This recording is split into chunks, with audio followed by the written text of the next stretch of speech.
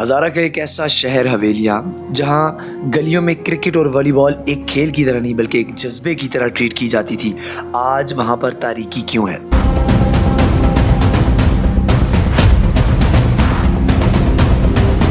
एक ऐसे शहर की बात कर रहा हूँ जिसने क्रिकेट की दुनिया में मजहर हसन, हमजा जदून, शाहिद किंग जैसे बड़े खिलाड़ी पैदा किए। हार्ड बॉल क्रिकेट की बात करें तो इरमागान, इलाही हाशमी जैसे फर्स्ट क्लास प्लेयर पैदा किए। और अगर वॉलीबॉल की बात की जाए तो अदील, वजाहत और भी बड़े बड़े नाम पैदा किए। लेकिन आज वहाँ पर कोई भी नया लड़का सितारा बनने की उम्मीद नहीं देख रहा। उसकी आंखों में वो खेल का ख्वाब नहीं है। एक ऐसा इलाका जहाँ पर एक एक गांव की 4-4 टीमें बना करती थी, आज पूरे इलाके में अगर टूर्नामेंट हो तो 5 टीमें देखने को नहीं मिलती।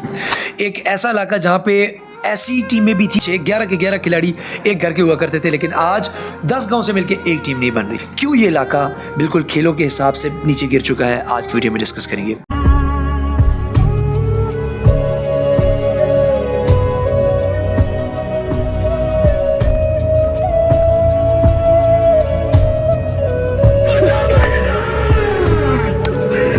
अस्सलाम वालेकुम तमाम पाकिस्तान को, मैं हूँ उसामा जदून और इस वक्त आप देख रहे हैं मेरा चैनल उसामा जदून ऑफिशियल। आज की वीडियो में बात करूँगा हज़ारा के एक ऐसे शहर की जो कि हज़ारा के मेन 3 अजला खासकर खेलों के वाले से जो है हरीपुर, मानसेरा और एबटाबाद को आपस में मिलाता है। ये तहसील हवेलियाँ एबटाबाद की तहसील है और ये बिल्कुल दरमियान में वाक़ है जहाँ पर 2 खेलों के मुख्तलिफ कल्चर्स आकर आपस में जुड़ते हैं। एक तरफ हरीपुर से रावलपिंडी तक की क्रिकेट और वॉलीबॉल है, दूसरी तरफ एबटाबाद, मानसेरा और कोहिस्तान तक की खेल है। ये तमाम शौकीन क्रिकेट इस इलाके में आके जब खेल देखते थे तो यहाँ से वो इर्द गिर्द के इलाकों के खिलाड़ियों से वाकिफ़ हो जाते थे, फिर उनको ओपन बुला के उनको स्पॉन्सर किया करते थे जिससे गेम को फ़रोग मिलता था। 3-4 रीज़न जो मेरे सामने नजर आए हैं उनको आज डिस्कस करेंगे। Number 1 on the list, financial crisis. देखिए ये एक हम कह सकते हैं कि पस्त इलाका है, ऐसा इलाका जहाँ पर लोगों के पास, नौजवानों के पास वो फाइनेंशियली इतनी स्टेबल नहीं है कि वो लंबा अरसा अपनी क्रिकेट को कैरी ऑन कर सके।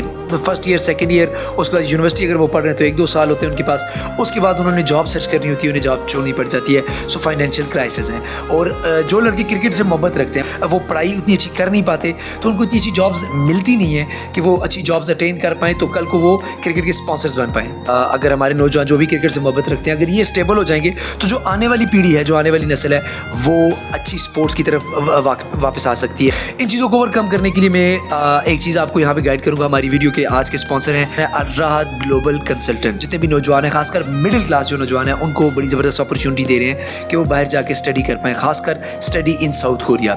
आज से पहले साउथ कोरिया के हवाले से हमने देखा, हमें बहुत से हमारे नौजवान ऐसे हैं जिनके साथ ड्रामा किया गया, फेक मतलब उन्हें चीज़ें दिखाई गई, उनके काफ़ी सारे पैसे फंस जाते हैं। तो यहाँ पे फॉर द फर्स्ट टाइम ऐसा है कि लीगल तरीके से, बिल्कुल 100% लीगल तरीके से आपकी चीज़ें आगे कन्वे की जाती हैं। अर्राहत ग्लोबल कंसल्टेंट्स आपको इस बात की श्योरिटी देते हैं कि उनके और जो आपके प्रोसेस के दरमियान कोई भी मिडल मैन नहीं है।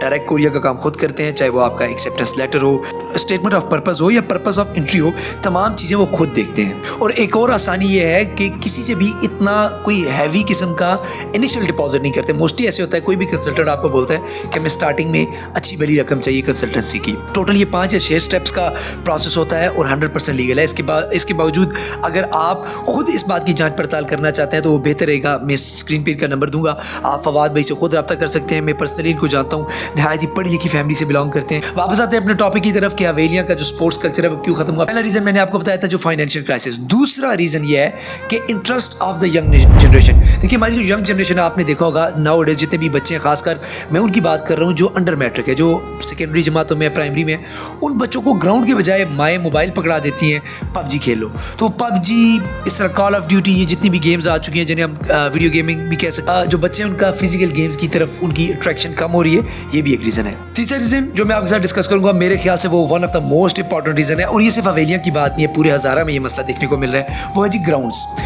की। अब 3-4 बातें करने को, पहले तो ऐसे होता था कि हमारे पास गाँव में ज़्यादा क्रिकेट होती थी, लोग इतने डेवलप्ड कल्चर नहीं थे ग्राउंड के, तो लोगों के पास जगह बहुत होती थी, ग्राउंड्स बन जाया करते थे। और हमारे सियासी जितने भी हैं उनको पता है कि वोट लेने के लिए किसी को गली डाल दी, किसी की गली में नाली पक्की कर दी, किसी को एक ट्यूबवेल दे दिया तो मुझे वोट मिल जाएंगे।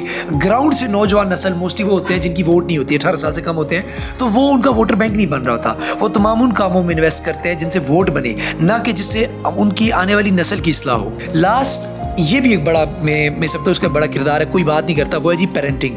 हमारे वालिदैन का बड़ा गलत किरदार आ रहा है, जो लेटेस्ट वालिदैन है। इस पे मैं डिटेल से बात कर सकता हूँ, क्योंकि मोस्टली आजकल के जो पेरेंट्स हैं वो बच्चों को स्पोर्ट्स के कल्चर की तरफ लाना ही नहीं चाहते। वो स्पोर्ट्स को टोटली वेस्ट ऑफ टाइम समझते हैं। मोस्टली मैं सबकी बात नहीं कर रहा, विजन है जो उनका फोकस है कि अपने बच्चे को कंपटीशन में लाना है। अगर उसके कज़न ने 1000 नंबर लिए तो ये 1020 ले ले, ये देखे बगैर कि उसकी अपनी कैपेबिलिटीज़ क्या क्या है। क्या पता आपका बच्चा सिंगिंग में अच्छा टैलेंट रखता है, क्या पता आपका बच्चा क्रिकेट, हॉकी, फुटबॉल, वॉलीबॉल में अच्छा टैलेंट रखता है, लेकिन तवक्को बेसूद कि अब हमारे पास वो पेरेंटिंग नहीं हो रही। जो मोस्टली पेरेंट्स हैं वो अपने बच्चों को शायद इस तरफ लाना ही नहीं चाह रहे, बल्कि कंपटीशन के दौर में मज़ीद कंपटीशन पर फोकस किए हुए हैं। उम्मीद करता हूँ आप लोगों को ये प्रोग्राम ज़रूर पसंद आएगा और हम कोशिश करेंगे कि अपनी नौजवान नस्ल को फिज़िकल फिटनेस और स्पोर्ट्स की तरफ दोबारा से लेके आएँ। ये जो एक नया कल्चर उठ बैठा है हमारे नौजवान, वो जो एक टपोरी बनना, वो जो आप देखेंगे हक सच, वो इस तरह हाथ उठा के वीडियोज़ बनाना, असले का इस्तेमाल, इसी तरह मंशियात का इस्तेमाल, इन चीज़ों से दूर आएंगे। ये तमाम चीज़ों से दूर लाने के लिए हमें सिर्फ बातें नहीं करनी, हमें सिर्फ प्रोग्राम्स नहीं करने, हमने उनको अपॉर्चुनिटीज़ भी देनी है। इसी जो स्पॉन्सर्स जो जिनके पास अल्लाह पाक ने माल दिया हुआ है, जिनके पास पैसे हैं, तो अगर आप किसी टूर्नामेंट में इन्वेस्ट करते हैं, किसी को टूर्नामेंट करवाने के लिए हेल्प आउट कर लेते हैं, तो उसको भी सदका जारिया समझिए। इससे एक नौजवान नस्ल, एक नई पीढ़ी जो है उसकी इस्लाह होती है। वो एक हम कह सकते हैं कि खुश उसलूब तरीके से परवान चढ़ती है। उम्मीद करता हूँ आप सबको ये प्रोग्राम पसंद आएगा। पेज को लाइक फॉलो करना मत भूलिएगा। तब तक इजाज़त चाहेंगे। अल्लाह हाफ़िज़।